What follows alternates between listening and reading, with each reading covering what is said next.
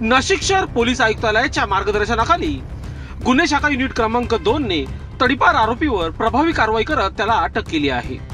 Nashik police आयुक्त Sandeep Karnik, police उपायुक्त गुन्हे शाखा किरण कुमार चव्हाण व सहाय्यक पोलीस आयुक्त संदीप मिटके यांच्या मार्गदर्शनाखाली ही कारवाई करण्यात आली आहे। नाशिक शहर व ग्रामीण हद्दीतून 6 महिन्यांसाठी तडीपार करण्यात आलेला आरोपी आकाश विश्वनाथ वानखडे, वय वर्ष 33, राहणार सुदर्शननगर, पाथर्डी गाव, नाशिक, हा अहिल्यानगर रोड, सुखदेव नगर परिसरात फिरत असल्याची गोपनीय माहिती गुन्हे शाखा युनिट 2 ला मिळाली होती। त्यानुसार पथकाने सापळा रचून पाथर्डी शिवारातील शेख यांच्या ऑइल गोदामाजवळ आरोपीला ताब्यात घेतले। चौकशीत त्याने आपली ओळख कबूल केली। त्याच्या विरोधात इंदिरानगर पोलीस ठाणे येथे मुंबई पोलीस अधिनियम कलम 142 प्रमाणे गुन्हा दाखल करण्यात आला आहे। ही कारवाई गुन्हे शाखा युनिट 2 चे प्रभारी अधिकारी पोलीस निरीक्षक हेमंत तोडकर व त्यांच्या पथकाने केली आहे।